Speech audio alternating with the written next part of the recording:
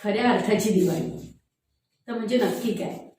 तर बघा ना, नवरात्र आलं. नवरात्रात आपण आपल्या आठही शक्तींना इव्होक केलं, इमर्ज केलं. आपल्या 8 शक्ती, जसं की समानेकी शक्ती, सहनशक्ती, निर्णय घ्यायची शक्ती, या अनेक प्रकारच्या अशा शक्तींना आपण इम्प्लिमेंट केलं.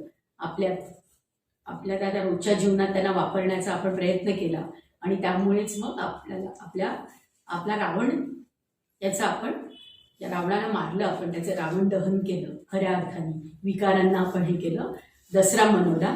आणि म्हणूनच आता ही आली आहे दिवाळी. तर दिवाळी हा सण आहे दिव्यांचा, मिठाईचा, नवीन काहीतरी करण्याचा, नवीन कपडे, नवीन घर आणि स्वच्छतेचा. तर दिवाळीची तयारी मला वाटतं जवळपास 8-15 दिवसापासूनच सुरू होऊन जातं.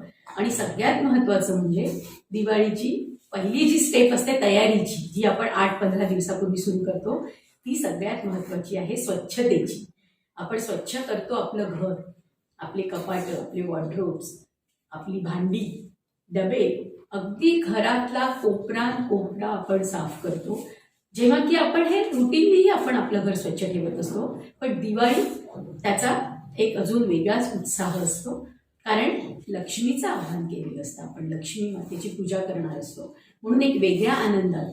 कारण दिवा जळणार असतो, दिवाळी ही दिव्याची आहे, दिवा जळणार असतो. तर नक्की करावं आपलं स्वच्छतेचं. पण एक आपण बघूया की जसं आपण घर स्वच्छ करतो, कारण आपल्याला घरात डिव्हिनिटी हवी असते, प्युरिटी हवी असते, लक्ष्मीचं आवाहन केलेलं असतं. त्याचप्रमाणे आपल्या मनाचीही साफसफाई करावी. आता ही मनाची साफसफाई म्हणजे नक्की काय? तर मनातली साफसफाई म्हणजे अनेक वर्षापासून आपण मागे वळून बघतो, तर कधी कधी आपल्या काही गोष्टी आपल्या जीवनात काही मनासारख्या घडल्या असतात, काही नसतात. कधी कोणी आपल्याला क्रिटिसाइज केलं असतं, कधी कधी आपणही वरवर एखाद्याला जज केलेलं असतं.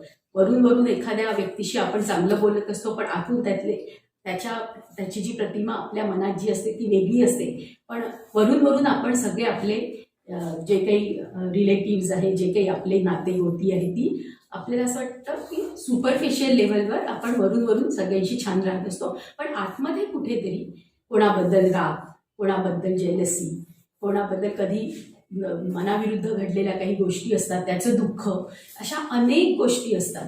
आणि त्या इतक्या प्रमाणात साचल्या असतात, त्याचे डाग इतक्या प्रमाणात, त्याची जखम इतकी खोलवर असते ना, की ती केव्हाही आपल्याला जेव्हा एकांत मिळतो त्या आपल्याला केव्हा तरी त्या उद्भवतात, जागृत होतात आणि आपल्या शरीराला त्याचा त्रास होतो आणि बरेच मानसिक विकार त्यातून जन्म घेतात.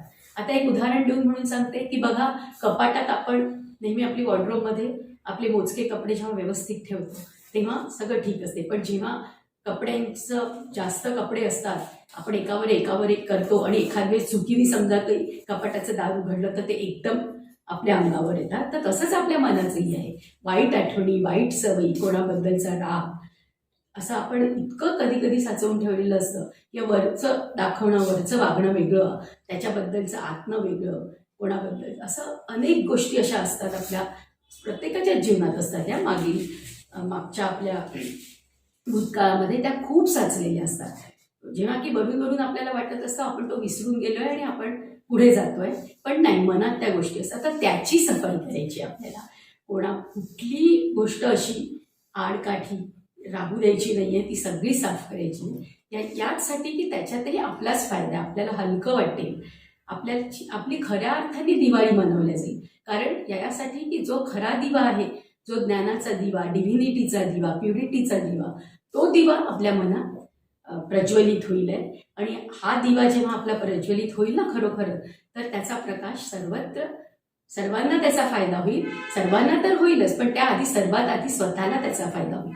कारण काय आहे ना, कुठलंही दुःख म्हणा, कोणाबद्दल राग म्हणा, द्वेष म्हणा, हेट्रेट म्हणा, या सर्व गोष्टी अशा आहेत ना की त्याचा त्रास जेव्हा आठवण होते त्याची, ते जेव्हा आपल्या डोळ्यासमोरून तो प्रसंग जातो, तो सर्वात आधी आपल्या बॉडीला अफेक्ट करत असतो, आपल्या बॉडी सेल्स डॅमेज करत असतो, मानसिक आजारांना आपण आमंत्रित करत असतो नकळत. आणि त्यामुळेच आपलाही फायदा आहे. आणि ती स्वच्छता आधी मनाची करायला हवी, आणि ती केली तर आपल्याला हलकं फुलकं वाटेल. आणि डिव्हिनिटी, प्युरिटीचा एक दिवा कारण बघा ना काय होते की आपण जर कोणाला जे देतो ना तेच आपल्याला मिळत असते. कारण एक आज आता आपण असं ठरवूया की दिवे आपल्याला नक्कीच दिवे हे करायचे आणि दिवा म्हणजे देणं. आज एक आपण प्रण घेऊया की मला द्यायचं आहे. मी एक दिवा आहे, मी माझ्या घरचा दिवा आहे, मी माझ्या ऑफिसचा दिवा आहे, मी माझ्या ज्या परिवारात राहते किंवा मी माझ्या ज्या परिसरात राहते तिथला मी दिवा आहे, म्हणजे मी देण्यासाठी आहे. तर काय द्यायचं ॲक्च्युली? तर पैसा किंवा असं काही असं देण्याचीही गरज नसते. कारण प्रेम जर आपण एखाद्याला समोरच्याला दिले तर नॅचरली त्याच्याकडून आपल्याला ते रिटर्नमध्ये मिळेल. तर प्रेमाचा दिवा जाळूया आज आपण दिवाळीत. आपण सन्मानाचा दिवा जाळूया. सन्मानाचा दिवा प्रज्वलित करायचा म्हणजे कोणाचाही अपमान न करण्याचा आपण प्रण घ्यायचा की शक्यतोवर आपण कोणालाही हर्ट करायचं नाही, कोणाचा अपमान करायचा नाही, प्रत्येकाचा सन्मान करायचा. जर आपण प्रत्येकाचा सन्मान केला तरच आपल्यालाही त्याच्याकडून रिटर्नमध्ये सन्मान मिळेल. तर प्रेमाचा दिवा जाळूया आज आपण. आणि त्यानंतर सन्मानाचा दिवा, शांतीचा दिवा.